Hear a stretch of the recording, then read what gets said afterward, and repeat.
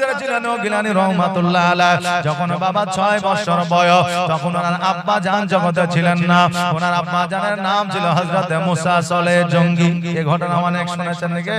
ফলের ঘটনা শুনেন না? মানুষের মুখস্থ ঠোঁটস্থ।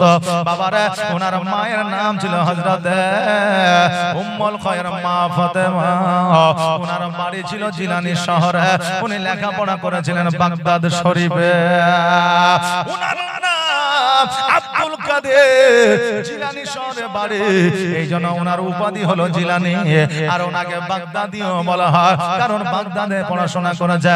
ওনার একটা আব্দুল কাদের জিলানী এটা নাম নয়, ওনার বহু নাম জগতের মধ্যে পাওয়া যায়। জোরে বলেন সুবহানাল্লাহ। ওই বড় আব্দুল কাদের জিলানী ও গিলানী রহমাতুল্লাহ আলাইহি 6 বছর বয়সে বাবারা সন্তান বাড়িতে বসে আছে। মা বলতেছে, বেটা রে আমি তোমাকে মাদ্রাসায় পড়াতে চাই, তুমি কি মাদ্রাসায় পড়তে চাও? আমার বড় আব্দুল কাদের জিলানী ও গিলানী রহমাতুল্লাহ আলাইহি বলে, মা আমার নবী মুস্তাফা সাল্লাল্লাহু তাআলা আলাইহি ওয়াসাল্লাম ইলম হাসিল করা ফরজ করেছে, জ্ঞান অর্জন করাকে ফরজ বলে ঘোষণা করেছে। অতএব মা গো আমি মাদ্রাসায় যেতে চাই, তালিম হাসিল করতে চাই, আমি ইলম হাসিল করতে চাই, আমি জ্ঞানী হতে চাই। মা বলল, বেটা রে আজকে তোমার আব্বা জগতের মধ্যে না, আজকে যে তোমাকে মাদ্রাসায় অ্যাডমিশন করতে যাব, আমি মহিলা কেমন করে যাব, আমি কেমন করে তোমার শিক্ষকের সম্মুখে তোমাকে ভর্তি করে আসবো, আমার দ্বারা সম্ভব নয়। অতএব শোনো বেটা, আমাদের এই এলাকা থেকে কাফেলা যায় বাগদাদ শরীফে ব্যবসা করার জন্য, বিজনেস করার জন্য। তাদের সঙ্গে যদি তোমাকে পাঠিয়ে দিই, তুমি কি যাবা? আমার বড় ভাই আব্দুল কাদের জিলানী বলতেছে, মা অবশ্যই যাব। 11 জনের কাফেলা আপনারা দেখলেন। দেখার পরে তাদেরকে বলল, ভাই রে আমার সন্তান আব্দুল কাদের জিলানীকে ওই বাগদাদ শরীফে পড়ার জন্য পাঠাইতে চায়, তোমরা কি তাকে নিয়ে যাবা? তারা বলল, হে বোন উম্মুল খায়র মা ফাতেমা, আজকে তোমার সন্তানকে যদি আমাদের সঙ্গে পাঠাও, আমরা কেন নিয়ে যাব না? আচ্ছা বলে, আপনাদের গ্রাম থেকে যদি কেউ মাদ্রাসায় যায়, তার বাপ যদি না থাকে, তার মা যদি বলে কাউকে যে একটু ভর্তি করে দিও, যাবো কি যাব না? যে যাবো কি যাব না? যাবো। বেরাদার, কাফেলা কাকে বলা হয় অনেকেই বোঝে না। 10 জন 11 জন 20 জন 25 জন 30 জন যখন একই সঙ্গে যৌথ ভাবে এক জায়গা থেকে অপর জায়গা যায়, মানে ধরেন আপনার মুর্শিদাবাদ থেকে আপনার কোথায় কলকাতা, বা বীরভূম থেকে কলকাতা, বীরভূম থেকে মুর্শিদাবাদ, একই সঙ্গে 20 জন 25 জন যখন যায়, আপনার সংঘবদ্ধ ঐক্যবদ্ধ হয়ে ওটাকে কাফেলা বলা হয়। ধরে বলেন সুবহানাল্লাহ। আমার উম্মুল খায়র মা ফাতেমা আব্দুল কাদের জিলানীকে বলল, বেটা রে কাফেলা পেয়ে গেছি, আগামী কালকে তোমাকে সকালবেলা 12 হয়ে মাদ্রাসার দিকে রওনা দিতে হবে। বাবাজি ভাইরা, আমার বড় ভাই আব্দুল কাদের জিলানী ও গিলানী রহমাতুল্লাহ আলাইহি সকাল বেলায় উঠে গেছে। মাকে বলে, মা গো আমার গোসল বানিয়ে দাও, আমাকে সুরমা পরিয়ে দাও, আমার মাথায় টুপি পরিয়ে দাও, আমাকে পাঞ্জাবি পরিয়ে দাও। মা সন্তানকে গোসল বানায় দিলাম, গোসল বানায় দেওয়ার পরে সুরমা দিয়ে দিলাম, পোশাক পরিধান করায় দিলাম, টুপি পরায় দিলাম। একটা নয়, দুইটা নয় বাবা, 16টা দিন আমার বড় ভাই আব্দুল কাদের জিলানী ও গিলানী রহমাতুল্লাহ আলাইহি 2 বগলে 8টা করে সেলাই করে দিলেন। প্রশ্ন আসতে পারে, হুজুর 8টা করে 16টা দিন আর 2 বগলে সেলাই করলেন কেন? কারণ তখন ডাকাতের অত্যাচার বেশি ছিল। ডাকাত যদি বড় ভাই আব্দুল কাদের জিলানীকে ধরে ফেলে, তবে পকেট চেক করবে, বগল চেক করবে না, টাকাগুলো বেঁচে যাবে, ডাকাতে ছিনতাই করতে পারবে না। এই মনোমানসিকতা লইয়া আমার বড় ভাই আব্দুল কাদের জিলানী ও গিলানী রহমাতুল্লাহ আলাইহির 2 বগলে 8টা করে 16টা দিন আর সেলাই করে দিলেন। আর কাফেলার সঙ্গে জিলানী শহর থেকে বাগদাদের দিকে পাঠায়া দিলেন একটাই উদ্দেশ্য, সেটা হলো জ্ঞানের উদ্দেশ্যে, শিক্ষা দেওয়ার উদ্দেশ্যে। মা সন্তানকে ছেড়ে কোনদিন দুই রাত্রি এক রাত্রি অতিবাহিত করতে পারে না, কিন্তু স্কুলের জন্য, ছেলের ভবিষ্যতের জন্য, ছেলেকে মাস্টার বানানোর জন্য, ছেলেকে ডাক্তার বানানোর জন্য, ছেলেকে আলেম বানানোর জন্য একদিন, দুই দিন, তিন দিন, চার দিন, পাঁচ দিন তো দূরের কথা, একটা ঘন্টা বাইরে রাখে না। কথা ঠিক কিনা বলেন? একটা ঘন্টা রাখে না। বলে হুজুর পরীক্ষা হলো এটা 5 ঘন্টা আপনার স্কুলে থাকে, সকাল 10টা 11টা থেকে বিকাল 5টা পর্যন্ত, বা 4টা বা 3টা পর্যন্ত, তাই না? মা বাবা স্কুলে রেখে দিয়ে এসেছে, তখন কিন্তু ময়া থাকে না। থাকে তো অবশ্যই, কিন্তু থাকে না কেন? যে ছেলে আমার শিক্ষা অর্জন করতে গেছে তার ভবিষ্যতের জন্য, এই জন্য ওই ছেলের প্রতি মায়া থাকলেও ছেলেকে বলতে পারে না। ওই ছেলে স্কুল থেকে এসে যখন 1 ঘন্টার জন্য বাইরে বের হয় খেলার জন্য, হয় বাপ যায় না, হয় ভাই যায় না, হয় বাপ যায়। এই কতক্ষণ বাইরে থাকে, তোর মা তো খুঁজে বেড়াইছে, বলে কি বলে না? বাবার ছেলের ভবিষ্যতের জন্য মা ছেলের ভালোবাসা ত্যাগ করতে পারে, কিন্তু বাবার এমনি এমনি পারে না।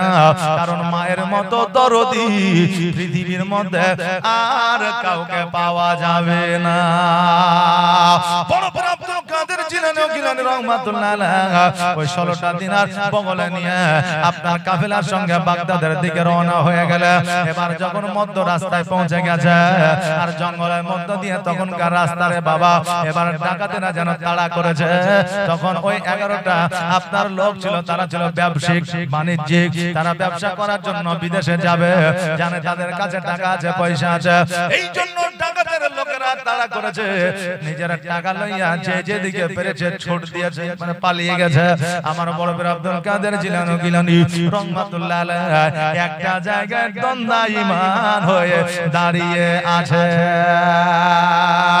এবার ডাকাতের লোকেরা বলে, বাচ্চারে এত বড় বড় মানুষ সব পালায়া গেল, আজকে তোমার জানে কি একটু ভয় হলো না? তুমি কেন দাঁড়িয়ে আছো, পালিয়ে কেন যাও না? আমার বড় বীর আব্দুল কাদের জিলানী রহমাতুল্লাহ আলাইহি বলে, ডাকাতের লোকেরা শোনো, আজকে আমার দিলে আমার জানে ভয় নাই, এই কারণে, কারণ আমি জগতের মানুষকে কোনো ভয় পাই না, একমাত্র আল্লাহ, আল্লাহ রাসূল ছাড়া। আমিও বলবো, ভয় যদি করতে হয় আল্লাহকে ভয় করো, জগতের মানুষকে ভয় করে কোনো লাভ না। কারণ জগতের মানুষ আপনাকে ভয় দেখাবে স্বার্থে, আপনাকে ভালোবাসবে স্বার্থে, আজকে আপনাকে ব্যবহার করবে স্বার্থে। এই জন্য ভয় যদি করতে হয় একমাত্র আল্লাহ, আল্লাহ রাসূলকে করো। রহমাতুল্লাহ আলাইহি বলে, আমি আল্লাহ, আল্লাহ রাসূল ছাড়া কাউকে ভয় পাই না। এবার একটা ছেলের মুখ থেকে একটা অলৌকিক কথা যদি শুনতে পাওয়া যায়, আমরা বুঝতে পারি, জানতে পারি এই ছেলেটা জ্ঞানী ছেলে। বোঝা যায় কি যায় না? যায়। কিন্তু বাবার এবার ওই ডাকাতের লোকেরা বলতেছে, বাচ্চা তুমি এই কথা বলছো কারণটা কি? বলে, আমার আল্লাহ যদি আমার হায়াত না রাখে, তুমি যতই আমাকে বাঁচিয়ে রাখার চেষ্টা করো, বাঁচাতে পারবে না। আর যদি আল্লাহ আমাকে জগতের মধ্যে বাঁচিয়ে রাখে, তুমি যতই তীর বল্লম মারো না কেন, আমাকে তুমি মারতে পারবে না। এই বাচ্চার কথা শুনে ডাকাতেরা অবাক হয়ে গেল। বাচ্চার মুখে এত সুন্দর কথা, বাচ্চার মুখে এত বড় কথা, তারা জানো বাবা অবাক হয়ে গেল। আজকে এত সুন্দর কথা শোনার পরে তারা বাবা নিজের ডাকাতি ছেড়ে দিয়ে নিজের জীবনকে আপনার ধন্য করেছিল। আর আজকাল আমাদের 5 বছর, 6 বছর, 7 বছর, 9 বছর বাচ্চাদের মুখে আল্লাহ, আল্লাহ, কালেমা, এই সমস্ত কথাবার্তা আমরা শুনতে পাই না। কিন্তু বাচ্চা ছেলেরা দেখবেন ভোরে ভোরে কিছুদিন আগে বলতেছিল খেলেগা ফ্রি ফায়ার, বুঝলেন না? ছোট ছোট ছেলে গেলে বলছে খেলেগা ফ্রি ফায়ার, তাই বলছে। আচ্ছা বলেন, ওই কথা শুনে বাপ মা খুশি হয়েছে, বাপ রে ছেলে আমার বিরাট কিছু বলে দিয়েছে। কিন্তু তুমি কি জানো, আজকে এই সুযোগটা তুমি দিলা, ওই ছেলেকে শাসন করলে না, আগামী দিনে আরো কিছু বলবে, তখন তুমি শাসন করেও আর পারবা না। এই জন্য বাচ্চাদের ভুল কিছু যদি বলে, তুমি সঙ্গে সঙ্গে প্রতিবাদ করো, বাচ্চাকে বলো, শেখাও, যেটা বলতে হয় না। আর যদি তুমি না বলো, হেসে যদি উড়িয়ে দাও, পরবর্তীতে খারাপই হবে, ভালো হবে না। কিন্তু বাবারে, এই বাচ্চা তো আমার আপনার মতো সাধারণ বাচ্চা নয়। আমার বড় বীর আব্দুল কাদের জিলানীকে বলছে, বাচ্চা তোমার কাছে কি কোনো টাকা আছে, পয়সা আছে? বলে আছে। বলে কত আছে? বলে আমার কাছে 16টা দিনার আছে। যেমনই বলেছে, এবার পকেটে যেন হাত দিয়েছে, পকেটে হাত দেওয়ার পরে পকেটে টাকা যেন পাওয়া যায় না, থাকলে তো পাবে, পকেটে তো নাই। বলে বাচ্চা তুমি মিথ্যা কথা বললে কেন? চলো আমাদের সরদারের কাছে, তোমার মিথ্যা বলার জন্য তোমার শাস্তি হবে। আমার বড় পীর আব্দুল কাদের জিলানী রহমাতুল্লাহ আলাইহি ডাকাতেরা ধরে নিয়ে ওই ডাকাতের সরদারের কাছে নিয়ে গেল। আমার বড় পীর আব্দুল কাদের জিলানী রহমাতুল্লাহ আলাইহি ডাকাতেরা ধরে নিয়ে ডাকাতের সরদারের কাছে নিয়ে গেল। যাওয়ার পরে ওই ডাকাতকে বলল, হুজুর আজকে বাচ্চা ছেলে মিথ্যা কথা বলেছে, আজকে বলছে আমার কাছে 16টা দিনার আছে, কিন্তু এই বাচ্চার কাছে কোনো টাকা পয়সা না। এবার ডাকাতের সরদার বলল, বাচ্চা রে আজকে তোমার কাছে 16টা দিনার আছে বলছো, কিন্তু তোমার পকেটে খুঁজে পাওয়া যায় না। আমার বড় পীর আব্দুল কাদের জিলানী রহমাতুল্লাহ আলাইহি বলে, শোনো আজকে আমার আম্মা আমার দুই বগলে 8টা করে 16টা দিনার সেলাই করে দিয়েছে। যেমন বগলে হাত দিয়েছে দেখতে যেন বগলে টাকা আছে, সঙ্গে সঙ্গে ডাকাতের দলেরা খুলে নিয়েছে। এবার খুলে নেওয়ার পরে ডাকাতের সর্দার বলল, বাচ্চা আজকে যদি তুমি সত্য কথা না বলে, তুমি যদি মিথ্যা কথা বলতা যে আমার কাছে কিছুই না, তুমি বাচ্চা ছেলে তোমার কাছে চেক করতো না, তোমাকে কোন রকম ভাবে শ্বাস করতো না, কেন না বাচ্চা ছেলের কাছে এতগুলো টাকা থাকবে এটা কেউ বিশ্বাস করতো না। বাবারে ওই 16টা দিন এখনকার বাজারে হিসাব করে দেখতে গেলে 2 থেকে 2.5 লক্ষ টাকা হিসাবে পাওয়া যায়। সেই আমলে টাকাগুলোর বাবা মূল্য ছিল। এবার ডাকাতের সর্দার বলল, বাচ্চা আজকে যদি তুমি সত্য কথা বলতে না, আজকে যদি একটু মিথ্যা কথা বলে দিতে, আজকে তোমার টাকা পয়সাগুলো আমরা নিতাম না, আর আমরা তোমাকে সাহায্য করতাম না। আমার বড় পীর আব্দুল কাদের জিলানী রহমাতুল্লাহ আলাইহি বলে, শোনো রে আমার মা আমাকে ওই রকম শিক্ষা দেয় না, আমার মা আমাকে ওই রকম জ্ঞান দেয় না। আমার মা বলে দিয়েছে, বেটা রে প্রয়োজনে যদি গর্দান চলে যায়, মাথা চলে যায়, যদি জীবনও দিতে হয়, প্রাণ বাজি রাখতে হয়, তবুও জীবনে মিথ্যা কথা বলবে না। ওই ডাকাতের সর্দার বলল, বাচ্চারা আজকে আমার মাও আমাকে মিথ্যা কথা শিখায় না, আমার মাও আমাকে ডাকাতি করতে বলে না, আমার মা জননী আমাকে মানুষ খুন করতে বলে না। কারণ কোন মা কোন বাবা চায় না সন্তান আমার মেথর হোক, কোন মা বাবা চায় না সন্তান আমার খুনি হোক, কোন মা বাবা চায় না সন্তান আমার ডাকাত হোক, কোন মা বাবা চায় না সন্তান আমার চোর হোক। প্রত্যেকটা বাপ মা চায় আমার সন্তান ব্যারিস্টার হোক, মাস্টার হোক, ডাক্তার হোক, আলেম হোক, ওলামা হোক, সমাজে যেন নাম করতে পারে, এটা প্রত্যেক বাপ মাই চায়। কিন্তু সন্তান যখন বাপ মার কথা শোনে না, কেউ রাজমিস্ত্রি হয়, কেউ ডাকাত হয়, কেউ চোর হয়, কেউ ছাগচোর হয়, কেউ আইপিএল খোর হয়। হ্যাঁ বাবাজি ভাইরা, আমার মায়েরা, এবার ওই ডাকাতের সন্তান বলল, আমার মাও তো এই সংসারে আমাকে এই রকম শিক্ষা দেয় না। আব্দুল কাদের জিলানী আজকে তুমি একজন বাচ্চা ছেলে হইয়া যদি তোমার মায়ের কথা পঙ্কানো ভাবে যদি মানতে পারো, আমি কেন পারি না? আজকে তোমাকে কথা দিলাম, আমি আজকে থেকে ডাকাতি করব না, আমার দলের লোকেদের ডাকাতি করতে দেব না, আর আমার জীবনকে পরিবর্তন করে নিব। আমার আব্দুল কাদের জিলানী বলতেছে, শোনো গো, ওইভাবে জীবন পরিবর্তন হবে না। জীবন পরিবর্তন করার একটাই রাস্তা, সেটা হলো ইহদিনাস সিরাতাল মুস্তাকিমের পথ। আর ইহদিনাস সিরাতাল মুস্তাকিমের পথ তখনই পাবে যখন তুমি নবীর কালেমা পড়বে।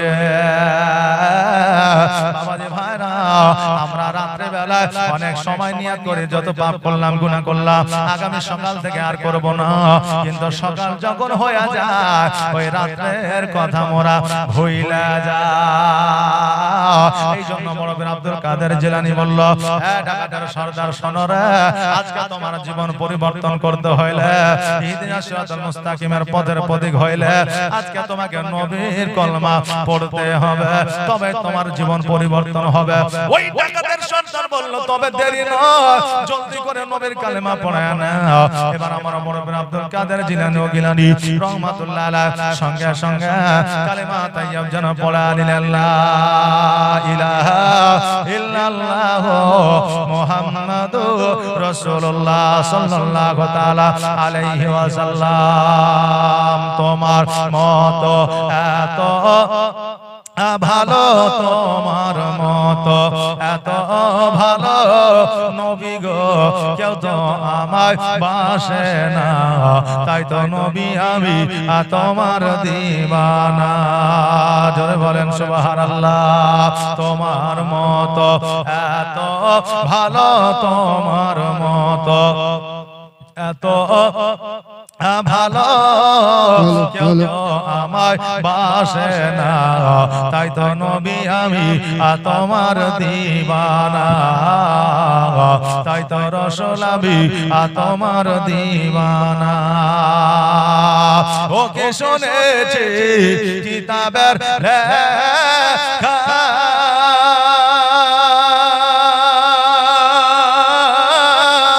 নবী ছাড়াই আমার জীবন ফাঁকা গো ওকে শুনেছি কিতাবের লেখা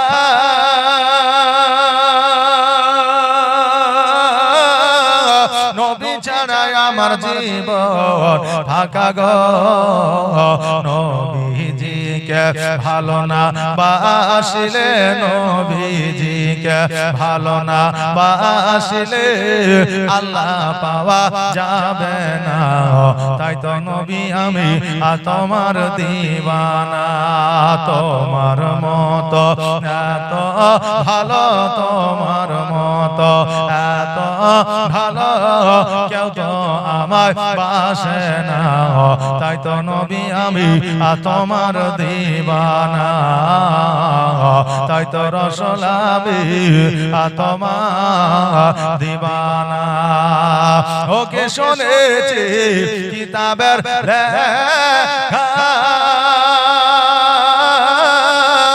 নবী ছাড়াই আমার জীবন ফাঁকা গো নবীজিকে ভালো না বাসিলে নবীজিকে ভালো না বাসিলে আল্লাহ পাওয়া যাবে না তাই তো নবী আমি তোমার দিওয়ানা তোমার মতো এত ভালো তোমার মতো এত ভালো কেউ তো আমায় বাসে না তাই তো নবী আমি তোমার দিওয়ানা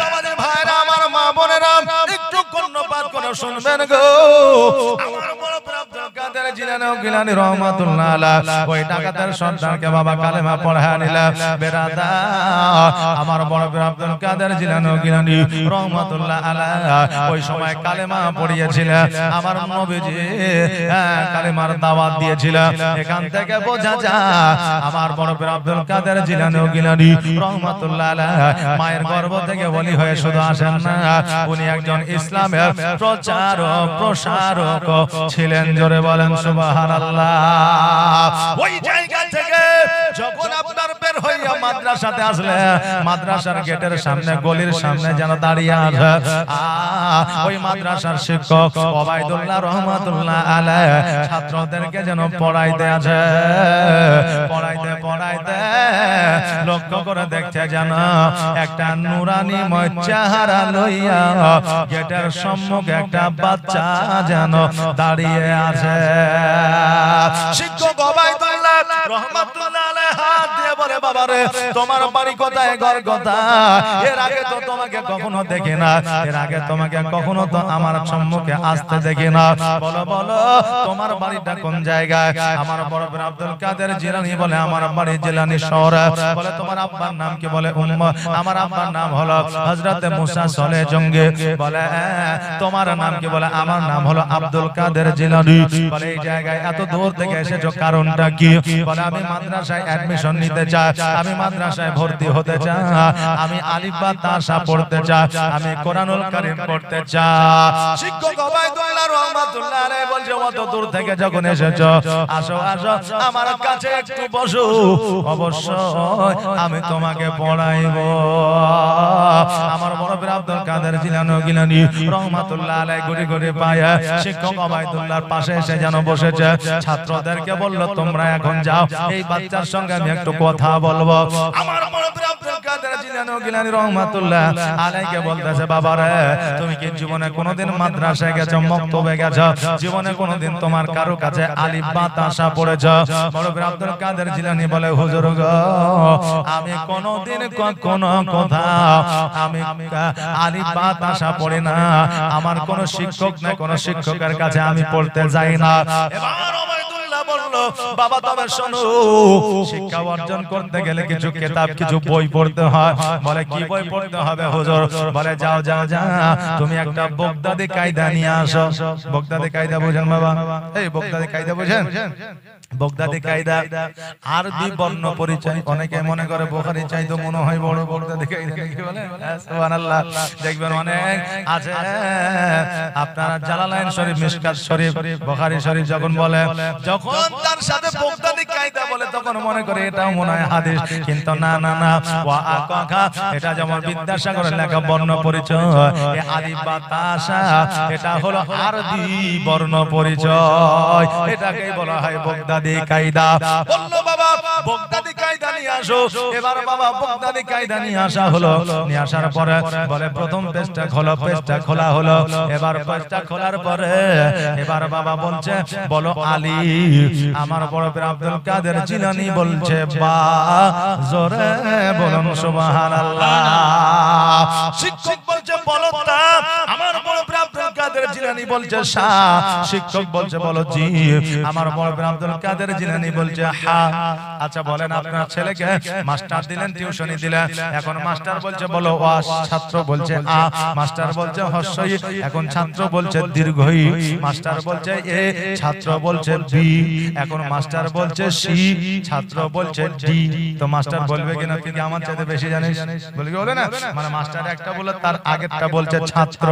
শিক্ষক ওবায়দুল্লাহ বলছে বাচ্চারে আজকে আমি আলিফ বললে তুমি বা বলো, আমি তা বললে তুমি সা বলো, আমি জিম বললে তুমি হা বলো। কারণটা কি বুঝলাম না। আমার বড় পীর আব্দুল কাদের জিলানী রহমাতুল্লাহ আলাইহি বলে, হুজুর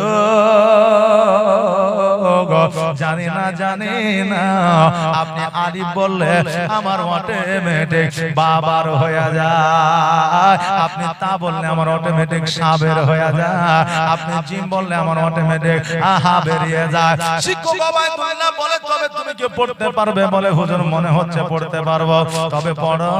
যেমন এই কথা বলা যায় অমনি যেন শুরু করে দিয়েছে, বিসমিল্লাহির রহমানির রহিম, আলহামদুলিল্লাহি রাব্বিল আলামিন, আর রহমানির রহিম, মালিকি ইয়াউমিদ্দিন, ইয়াকা না'বুদু ওয়া ইয়াকা নাস্তাঈন, ইহদিনাস সিরাতাল মুস্তাকিম, সিরাতাল লাযীনা আন'আমতা আলাইহিম, গায়রিল মাগদুবি আলাইহিম ওয়ালাদ-দাল্লিন। আমিন। বিসমিল্লাহির রহমানির রহিম, আলিফ লাম মিম, যালিকাল কিতাবু লা রাইবা ফীহি হুদাল লিল মুত্তাকিন। এইভাবে আপনার পড়তে পড়তে এক পারা, দুই পারা, তিন পারা, চার পারা, পাঁচ পারা, ছয় পারা, সাত পারা, আট পারা, নয় পারা, 10 পারা, এইভাবে আপনার পারা কমপ্লিট করতে করতে এক পারা নয়, দুই পারা নয়, চার পারা নয়, 10 পারা নয়, 18 পারা মুখস্থ শোনায় দিয়েছে। জোরে বলেন সুবহানাল্লাহ। 18 পারা যখন মুখস্থ শোনায় দিয়েছে, আপনার শিক্ষক বলছে বাবা রে তুমি বললে মাদ্রাসায় যাও না, তুমি বললে মক্তবে যাও না, আজকে কেমন করে এই 18 পারা কোরআন তেলাওয়াত করে শোনাইলে।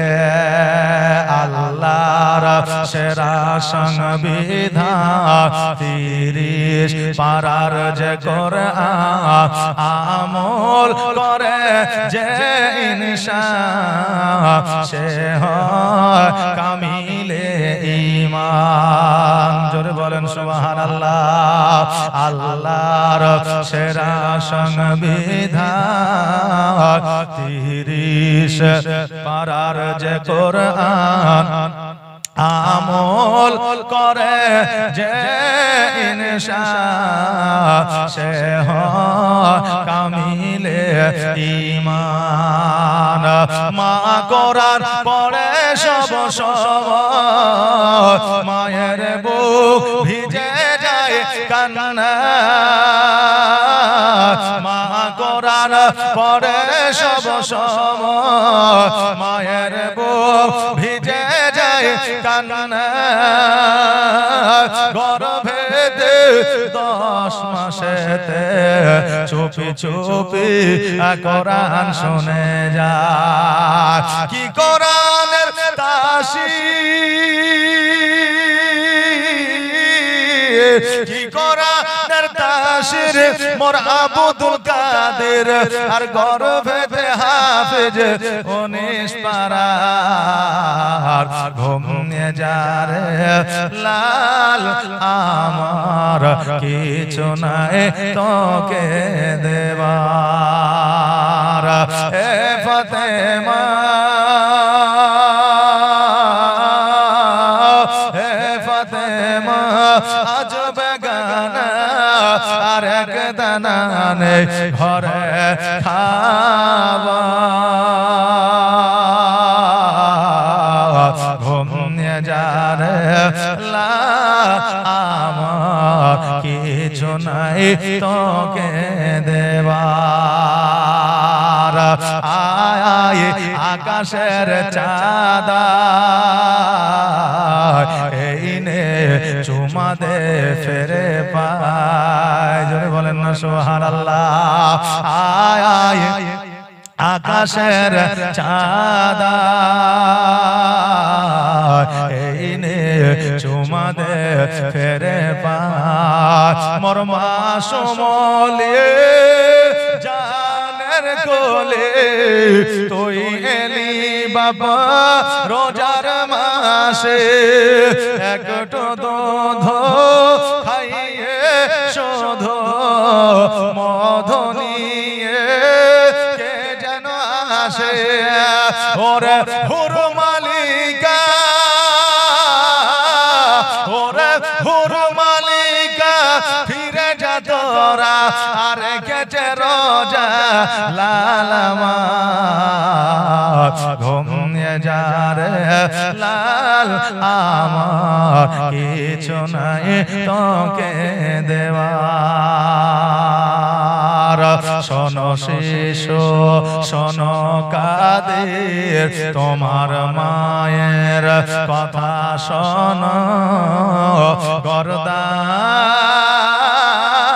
গর্দান চলে যা তুমি মিথ্যা বলো না কখনো বহু কষ্টে রাখা তোর বাবে এই 40 দিন বেঁধে দিলা তোর বুকেতে যাবি এবার বিদেশেতে বলে আব্দুল কাদের চলে যাচ্ছে আর যদি হয় শিক্ষার দরকার ঘুমিয়ে যারে লাল আমার কিছু নাই তোকে দেবার শিক্ষক ওবায়দুল্লাহ বলতেছে বেটারে আজকে তুমি মক্তবে যাও না মাদ্রাসায় যাও না আলিফ বা তাসা পড়ো না 1 থেকে 18 পারা কোরআন কেমন করে শোনায় দিলা আমার বড় পীর আব্দুল কাদের জিলানী গিলানী রহমাতুল্লাহ আলাইহি বলতেছে হুজুর গো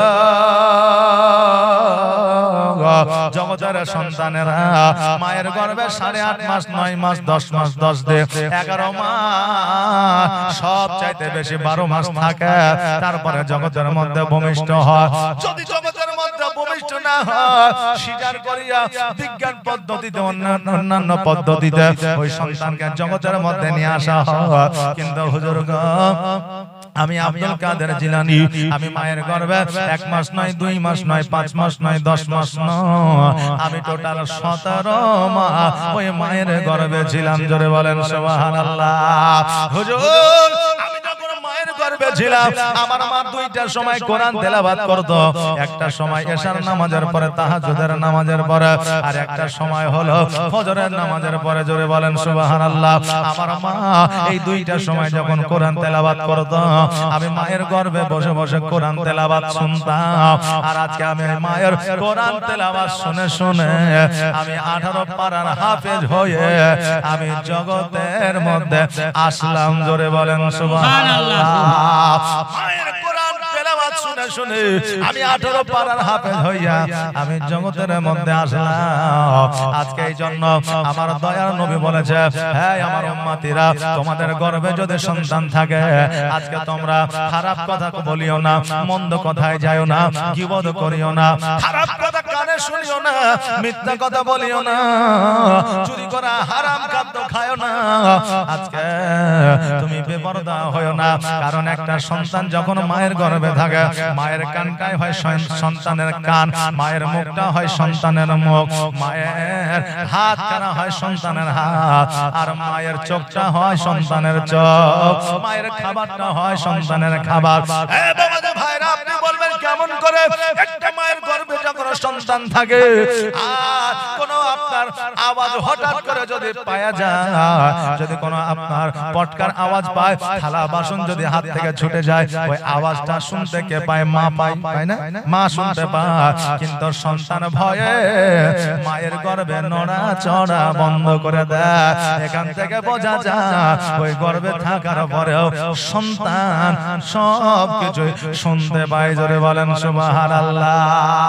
এই জন্য মা বোনেদের বলবো, মা সন্তান গর্ভে থাকলে মোবাইল দেখবা না, শফিকের ভিডিও দেখবা না, সন্তান গর্ভে থাকলে গান বাজনা শুনবা না, সন্তান গর্ভে থাকলে কোরআন তেলাওয়াত শোনো, নাত গজল শোনো, ওয়াজ শোনো, আল্লাহ আল্লাহ রাসূলের জিকির আজকার শোনো। কারণ ওই সন্তান জগতের মধ্যে যখন আসবে, জগতের মধ্যে আসার পরে তার আখলাক চরিত্র ভালো হবে।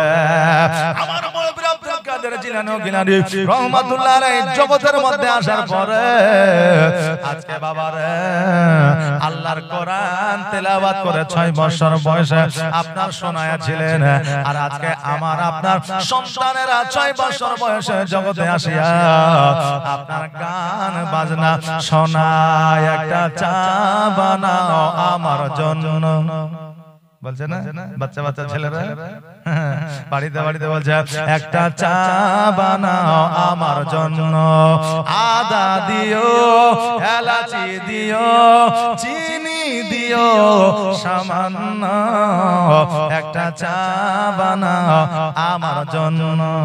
মাই দিকে খিলখিল করে হাসছে, বাপ ওই দিকে হা হা করে হাসছে। বুঝলেন না? মা আমার কত সুন্দর কথা বলে দিয়েছে। এটা তো গজল নয়, এটা বাবা গানও নয়, এটা হলো একটা ছন্দ। কথা বলেন না, এটা একটা ছন্দ। এই কথা শুনে মা আজকে তুমি খুশি হও সন্তানের কথা, আর আগামী কালকে ওই সন্তান যখন খারাপ পথের প্রতীক হয়ে যাবে, তোমার বলার আর কিছু থাকবে না, তোমার বলার আর কিছু থাকবে না। একজন মা আমি বলবো তোমরা পরিবর্তন হও। সন্তান গর্ভে থাকলে কোনো খারাপ কথা বলবে না, মিথ্যা কথা, খারাপ কথা শুনবে না, এবং মোবাইল বেশি দেখবে না, বেশি চেষ্টা করবে শরীয়তের পথে চলার। আজকাল তো আমার মা বোনেরা দেখবেন অনেক চালাক হয়ে গেছে, বুঝলেন না? রান্না করছে তাও মোবাইল, বসে আছে তাও মোবাইল, শুয়ে আছে তাও মোবাইল। শুধু মা বোনেদের দোষ দিলে হবে না, বাপজিরাও তাই। এখন সব চাইতে যুবক যুবক ছেলেরা বলছে সব চাইতে আরামদায়ক জায়গা হলো মোবাইল দেখার, সেটা হচ্ছে বাথরুম। কথা বলে সেটা হচ্ছে বাথরুম। হায় হায় হায়, যে বাথরুমে মোবাইল যে দেখবে আপনার শরীয়তের মধ্যে বলা আছে যে তার মনোমানসিকতা নষ্ট হয়ে যাবে, স্মরণ শক্তি নষ্ট হয়ে যাবে। হুঁশিয়ার, বাথরুমে গিয়ে মোবাইল খবরদার দেখবে না। আল্লাহ যেন সেই তৌফিক দান করে সকল বলেন আমিন। তো বাবা আমার একজন মা বললেন মোবাইল দেখতে দেখতে রান্না করছে, মোবাইল দেখছে রান্না করছে, এর অনেকে করে না যে রান্না করছে। এইবার মোবাইলে এমন একটা সিরিয়াল বা এমন একটা গল্পের মধ্যে চলে গেছে, ভাত পুড়ে গেছে, ওর খবরই নাই, ভাত কিন্তু পুড়ে গেছে। এখন চিন্তা করছে ভাত পড়ে গেছে, ফেলিয়ে দেওয়া যায় না, ফেলিয়ে দিলে নষ্ট হবে। আবার যদি এই পুরা ভাত যদি স্বামীকে দিই, ও তো মাঠে থেকে এসে আমাকে তখন এসে বলবে যে কি ব্যাপার ভাত কেন পুরা, বলবে কি বলবে না? হয়তো মারতেও পারে, ভাষা খারাপও করতে পারে, আবার হয়তো রাগও করতে পারে। তো কি করা যায় চিন্তা ভাবনা করে ঠিক আছে আমি ও চালিয়ে নেবো, স্বামীকে বুঝিয়ে নেবো। কারণ আমাদের কথাই আছে, স্বামী যদি রাগ করে, বিবি যদি মিচকি হাসি দেয় তো স্বামীর রাগ ভেঙে যায়। আর বিবি যদি রাগ করে তো বাবা মুশকিল হয়ে যায়। স্বামীকে ফুচকা নিয়ে আসতে হয়, আপনার চাউমিন নিয়ে আসতে হয়, এগ রোল নিয়ে আসতে হয়, ললিপপ নিয়ে আসতে হয়, তবে তাদের রাগ ভাঙে। কথা বললেন তবে সব মারা লয় বাবজি ভাইরা। তো এবার বলে স্বামীকে ঠিক আমি মানিয়ে নিব। এখন স্বামী মাঠের থেকে এসে দুপুরে খেতে বসেছে, ভাত দিয়েছে। এখন পুরা যদি ভাত হয়তো গন্ধ করবে না, করবে না? যে স্বামী বলছে আরে রহিমের মা বলে কি হলো, বলে ভাত গুলা পুরা পুরা গন্ধ করছে কেন? তো বলছে তুমি মূর্খ, তো সারা জীবন মূর্খই থাকলে শিক্ষিত আর হইতে পারলে না। বলে কেন? বলে জীবনে কোনোদিন তান্দুরি রুটি খেয়েছো? তো বলছে কত খাইলাম, তো বলছে তান্দুরি রুটি পুরা থাকে না, থাকে খাইতে ভালো লাগে না? বলছে লাগে। তো এতদিন তান্দুরি রুটি খেয়েছো রামপুর হাটের বাজারে হোটেলে, আজকে আমার বাড়িতে তান্দুরি ভাত খেয়ালো। কথা বলেন না, আজকে আমার বাড়িতে তান্দুরি ভাত খেলো। এখন দেখছে বিবি তো তান্দুরি ভাত যেমন কষ্ট করে বানাইছে, তো ফেলে দিয়ে তার লাভ নাই, খাইতেই হবে। তো তার সবজি যদি ভালো হয় তো পুরা ভাতও ভালো লাগে নাকি বলে, একটু গন্ধ করে তাই পুরা পুরা, কিন্তু ভালো লাগে। এখন স্বামী দেখছে বিবি কষ্ট করে রান্না করে, ফেলা যাবে না। এইদিকে স্বামী কিন্তু খেয়ে নিল। বাবজি ভাইরা আমার মায়েরা, তো আজকে মোবাইল দেখতে গিয়ে ভাত দিয়ে দিয়ে মিথ্যার আশ্রয় নিয়ে স্বামীকে খুশি করলাম, কিন্তু কিয়ামতের দিন আল্লাহর কাছে কি জবাব দিব নাকি বলেন? কিয়ামতে আল্লাহর কাছে কি জবাব দিবা? বেরাদার মিল্লাত ইসলামিয়া। তাই বলবো মা হুঁশিয়ার সাবধান। কারণ আজকে বলবেন যে মায়েদেরকে কেন বলছেন, কারণ একটা বাড়িতে মায়েরাই হচ্ছে মেন আসল। কারণ মায়েরা যদি সচেতন থাকে, ছেলে মেয়ে তো দূরের কথা, নিজের স্বামীকেও সচেতন করা যায়। কথা বুঝলেন না? স্বামীকেও সচেতন করা যায়। এখন স্বামী স্ত্রী বাইনা করে যে আমাকে ঈদের দিনে একটা লাল বেনারসি শাড়ি লাগবেই, এক বছরে না পারলে 2 বছর পরেও এনে দেয় নাকি? বলে আমি অমুক জিনিসটা খাবো, 2 দিনে না পারলে 3 দিনে এনে দেয়, এনে দিবেই স্বামী স্ত্রীকে। কিন্তু ওই স্ত্রী যদি বলে তুমি যদি নামাজ না পড়ো, রোজা না করো, তুমি যদি মসজিদে না যাও, তুমি যদি জালসায় না যাও, তাহলে তোমাকে আমি রান্নাও করে দিব না, আজকে তোমার সংসারও করব না, আজকে তোমার সঙ্গে কথাও বলবো না। আচ্ছা বলেন ওই স্বামী মসজিদে যাবে কি যাবে না? যাবে। আহারে তুমি সেই নারী জাত, যেই নারী সাহাবীদেরকে যুদ্ধের ময়দানে পাঠিয়েছে বাসর রাত্রে। জোরে বলেন সুবহানাল্লাহ। এটাই হলো ইসলাম। জোরে বলেন সুবহানাল্লাহ। আমার আব্দুল কাদের জিলানী বলে হুজুর গো, আমি মায়ের গর্ভ থেকে আমি 1 পারা নয় 2 পারা নয় 18 পারা হাফেজ হইয়া আমি জগতের মধ্যে এসেছি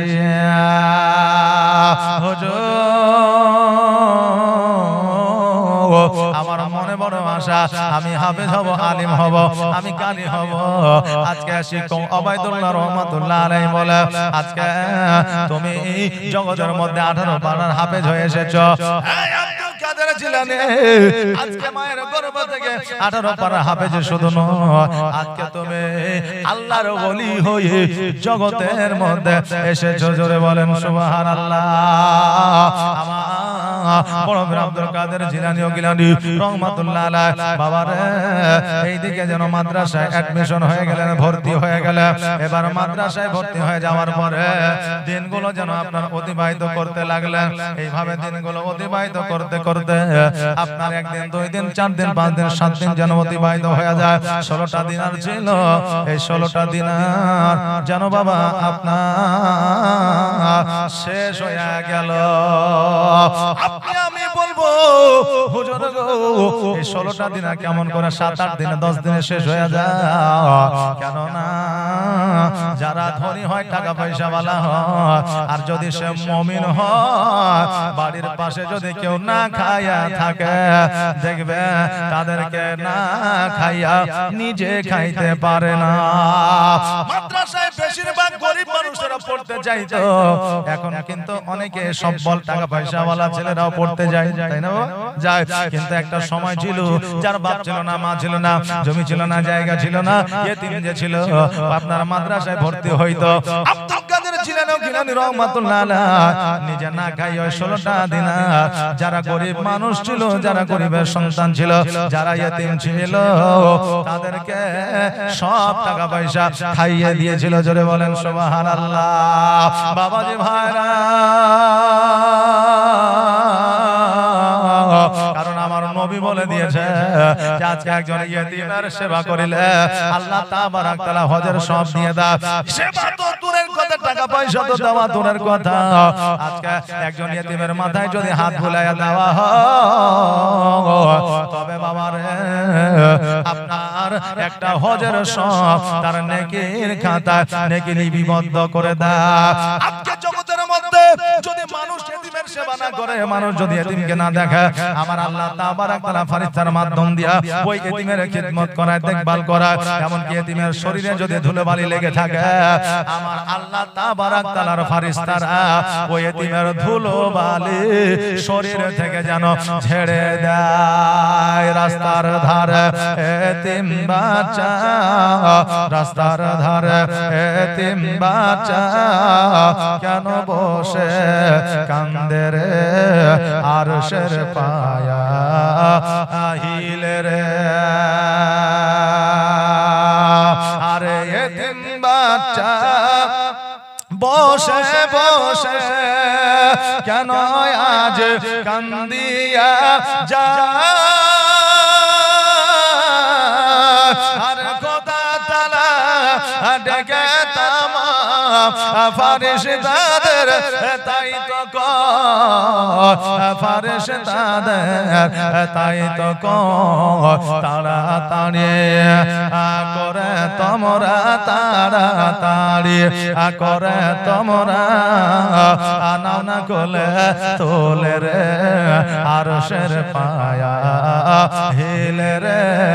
রাস্তার ধারে ইতিম বাচ্চা, রাস্তার ধারে ইতিম বাচ্চা কেন বসে কান্দে রে আরশের পায়া হিলে রে।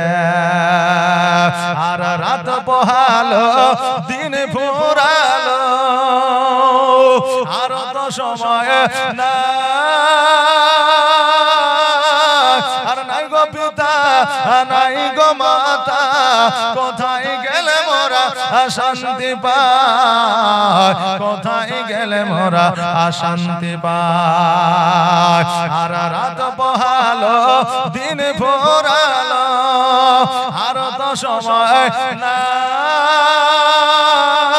আর নাই গো পিতা নাই গো মাতা, কোথায় গেলে মোরা শান্তি পাই, কোথায় গেলে মোরা শান্তি পাই। থাকতো যদি পিতা মাতা, থাকতো যদি পিতা মাতা, দুঃখ যেতাম ভুলে রে আরশের পায়া হিলে রে। রাস্তার ধারে ইতিম বাচ্চা কেন বসে কান্দে রে আরশের পায়া হিলে রে। আমার আব্দুল কাদের জিলানী গিলানী রাহমাতুল্লাহ আলাইহি সব কিছু যেন আপনার গরিব মানুষদের বাচ্চাদের আপনার খাইয়ে দিয়েছে। এবার বাবা নিজেকে ক্ষুধা লেগেছে, নিজে খাবার খাবে, এবার বাবা খাবার পায় না। একদিন, 2 দিন, 5 দিন, 7 দিন অতিবাহিত হয়ে যায়, খিদার জ্বালা সহ্য করতে পারে না। খিদার জ্বালা এত জ্বালা রে বাবা, আমার বড় পীর আব্দুল কাদের জিলানী গিলানী রাহমাতুল্লাহ আলাইহি এবার বড় জঙ্গলের দিকে গিয়েছে। ক্ষুধার জ্বালা গাছের লতা পাতা ছিঁড়ে ছিঁড়ে খাইতেছে। জোরে বলেন সুবহানাল্লাহ। গাছের লতা পাতা খাইয়া যখন বাড়িতে এসেছে, এবার মাদ্রাসায় যখন আসছে, শিক্ষক বলতে যে কোথায় গেছিলে? বলে আমি গেছিলাম হুজুর একটু বাইরে। বলে কেন? বলে হুজুর গো আমি আব্দুল কাদের জিলানী জীবনে মিথ্যা বলিনি, কিয়ামত পর্যন্ত বলবো না। হুজুর গো এত খিদা লেগেছে, খিদার জ্বালা সহ্য করতে না পেরে হুজুর আজকে আমি ওই জঙ্গলে গিয়ে গাছের লতা পাতা খেয়ে আমি পেট পূরণ করতেছিলাম। আরে বাবা জি ভাইরা, কিছুদিন আগে মোবাইলে ফেসবুকে দেখা দেখা যাইতেছিল আজকে বাবা ওই ফিলিস্তিনের বুকে গাজাবাসীরা রুটির সঙ্গে ঘাস দিয়ে খাইতেছিল। দেখেন দেখেনি বাবা? দেখেছে বাবারে খিদার জ্বালা খিদার যন্ত্রণা সহ্য করা যায় না। এবার বাবাজি ভাইরা ওই শিক্ষক ওবায়দুল্লাহ রহমাতুল্লাহ আলাইহি দুই চোখের পানি ছেড়ে দিয়ে বলে আল্লাহ আমি এত গরিব আল্লাহ, আমার বাড়িতে খাবার নাই, আজকে আল্লাহ তোমার বলি তোমার দোস্ত গাছের লতা পাতা খায়, আমি শিক্ষক ওবায়দুল্লাহ সহ্য করতে পারি না। এবার বড় পীর আব্দুল কাদের জিলানীকে বলল, হ্যাঁ আব্দুল কাদের জিলানী শোনো রে, আজকে আমার বাড়িতে সেরকম খাবার না, তবে আমার বাড়িতে এশার নামাজের পরে তুমি চলে যাবে, তোমার জন্য কিছু খাবারের ব্যবস্থা আমি করব। এই বলে শিক্ষক যেন বাড়ির দিকে গেল। বাড়িতে যাওয়ার পরে বিবিকে বলল, বিবি রে আমাদের বাড়িতে কিছু কি খাবার আছে, আমাদের বাড়িতে কিছু কি খাবার পাওয়া যাবে? বিবি বলল, হুজুর গো আমাদের বাড়িতে খাবার না, আমাদের বাড়িতে সামান্য কিছু আটা আছে, খুব বেশি হলে একখানা রুটি হবে, খুব যদি বেশি হয় একখানা রুটি হবে। এবার বললাম ওই একটা রুটি তৈরি করো, আমার একটা ছাত্র আসবে অনেকদিন ধরে ক্ষুধার্ত, আজকে গাছের লতা পাতা খেয়ে জীবন যাপন করতে আসে, রাত্রি হইল এশার নামাজ হইল, এবার এশার নামাজের পরে এবার শিক্ষক লক্ষ্য করছে ছাত্র আসবে, কিন্তু আমার বড় পীর আব্দুল কাদের জিলানী গিলানী রহমাতুল্লাহ আলাইহি যেন আসে না। হঠাৎ করে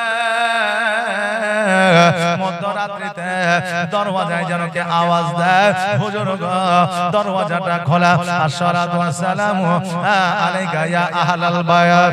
বাবারে ঘরকে সালাম দিয়েছে, শিক্ষক দরওয়াজা যখন খুলেছে দেখছে যেন বড় পীর আব্দুল কাদের জিলানী দরওয়াজার সম্মুখে দাঁড়ায়া, সাথে সাথে মাদ্রাসা যত ছাত্র ছিল সবাই যেন আব্দুল কাদের জিলানী গিলানী রহমাতুল্লাহ আলাইহির পেছনে দাঁড়ায়া, জোরে বলেন সুবহানাল্লাহ, সবাই পেছনে দাঁড়ায়া আছে। এবার শিক্ষক বলল, হ্যাঁ আব্দুল কাদের জিলানী মাত্র একটা রুটি এতগুলো ছাত্র আমি কেমন করে খাওয়াবো? আবার বড় পীর আব্দুল কাদের জিলানী বলে, শোনো ও হুজুর আজকে ওই রুটিটাকে আপনি কাপড় দিয়ে ঢেকে দেন, আজকে যত ছাত্র আছে সকলকে আমি খাওয়াবো, চিন্তা আপনাকে করতে হবে না। সবাই বসে গেল, রুটিটাকে ঢেকে দেওয়া হলো, একটা করে রুটি বার করে সবাইকে দেয়, রুটিটা আপনার চূর্ণ বিচূর্ণ করা হলো, একটু একটু করে সবাইকে দেওয়া হয়, সবাই পেট পূরণ করে খাইলো, সবজি লাগলো না, গোস্ত লাগলো না, তার সঙ্গে কোনো রকমের চিনি লাগলো না, লবণ লাগলো না। ওই রুটিখানা যখন খায় তারা বর্ণনা করেছিল মনে হচ্ছে মধু দিয়ে মিশায়া খাইতেছি, জোরে বলা সুবহানাল্লাহ। সবার পেট পূরণ হয়ে গেল। আবার ওই আপনার নেকড়াটা চাড়িয়া চাদরখানা চাড়িয়া দেখছে যেন একখানা রুটি শেষ পর্যন্ত রয়ে গেল। বাবারে আমার বড় পীর আব্দুল কাদের জিলানীর যদি এত পাওয়ার হতে পারে, আমার নবীর পাওয়ার কত ছিল? আমার নবীর মতো বিজ্ঞান কেউ ছিল না, নবীর মতো ডাক্তার কেউ ছিল না, নবীর চাইতে বড় হাকিম কেউ ছিল না, আমার নবীর চাইতে মাস্টার কেউ ছিল না। এইজন্য আমার নবীর সাথে তুলনা কারো হবে না। আমার নবী হলো আলা, জোরে বলুন সুবহানাল্লাহ। এইজন্য বলছে বিজ্ঞানীর বিজ্ঞানী আমার নবীজি, জোরে বলেন না সুবহানাল্লাহ, একটা আওয়াজ দিয়ে বলেন না ইয়া রাসূলুল্লাহ। আর বিজ্ঞানীর বিজ্ঞানী আমার নবীজি, এমন একটা দয়ার নবী আর হবে কি, এমন একটা মায়ার নবী আর পাইবা কি, বিজ্ঞানীদের বিজ্ঞানী আমার নবীজি।